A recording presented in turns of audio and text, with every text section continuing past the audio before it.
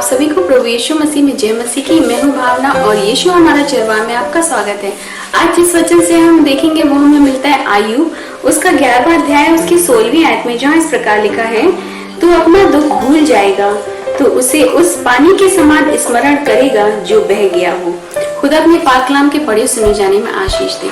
अजीजों, देखिए इसमें खुदा ने कितनी अच्छी बात लिखी है कि तू अपना दुख भूल जाएगा तो उसे उस पानी के समान स्मरण करेगा जो बह गया। आज हमारे जीवन में अजीजों बहुत सी हमारी कड़वी यादें होती हैं जिसे हम भूल नहीं पाते हैं और अपने वर्तमान को खराब करते हैं। लेकिन परमेश्वर अपने वचन में कहता है तू अपने दुख को भूल जाएगा, क्योंकि जब तक अजीजों हम अपने दुख को भूलेंगे नहीं, हम अपने वर्तमान में आगे नहीं बढ़ सकते। जैसे कि एक मुझे कहानी याद आ रही है कि एक लेडी थी तो जिसकी शादी बहुत छोटी उम्र में हो जाती है और जब उसकी पढ़ाई भी बंद कर दी जाती है, जब वो अपने ससुराल जाती है तो बहुत ही खुशी खुशी जाती है कि चलो पढ़ाई बंद हो गई तो क्या हुआ, अब शादी हो गई तो अब सब कुछ अच्छा होगा। लेकिन जब वो ससुराल गई तो उसकी जिंदगी उसके ससुराल वालों ने एकदम नर्क सी बना दी। एकदम वो कैसी गई थी और अच्छी खासी गई थी और एकदम वहां से एक बेबस होके लौटी।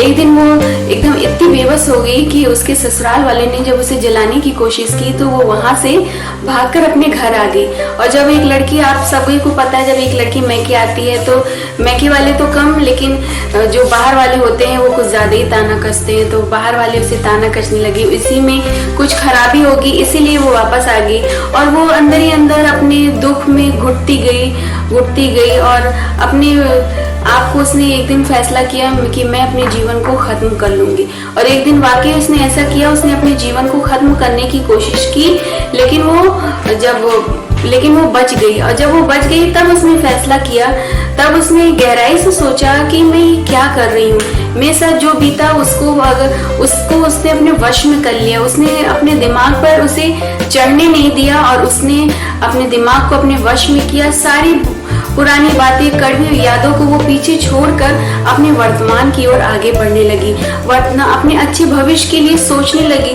और खुश रहने लगी। इसी प्रकार अजीजों आज हमारा भी जीवन है।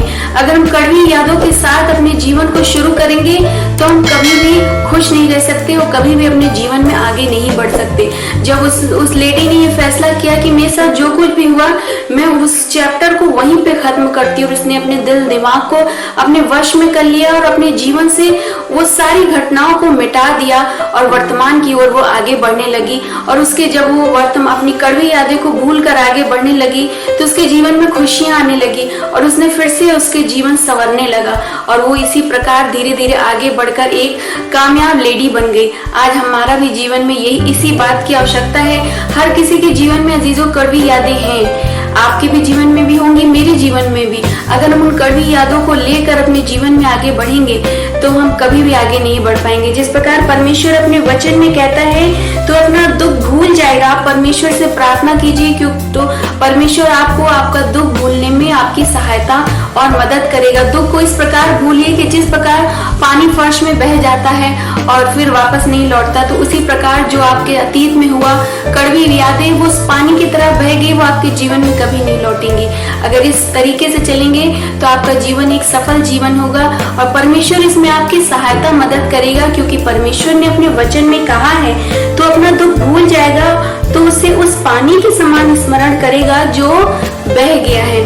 आप अय्यूब के भी जीवन में देखिए, अय्यूब के जीवन में बहुत सारी कठिनाइयां आई, क्या क्या चीजें हुई। उसकी पत्नी ने छोड़ दिया, उसके बच्चे मर गए, बहुत कुछ हो गया, उसके सारे पशु जितने भी उसके जंतु थे सब खत्म हो गए। लेकिन परमेश्वर ने जब उसको आशीष दी तो उसने उसके जीवन में जो दुख घटा वो भूल गया और परमेश्वर ने उसको जितनी आशीष पहले देती उससे कहीं दुगना आशीष उसको आगे परीक्षा के बाद दी। तो इसी प्रकार अजीजों आज हमें भी अपने जीवन में अपने दुखों को भूलने के लिए परमेश्वर से प्रार्थना करना चाहिए, क्योंकि परमेश्वर ने अपने वचन में कहा है तो अपने दुख को भूल जाएगा और उस पानी के समान कभी स्मरण नहीं करेगा जो बह गया है। तो आशा करते हैं अजीजों कि ये छोटे से वचन से आपने बहुत कुछ सीखा होगा।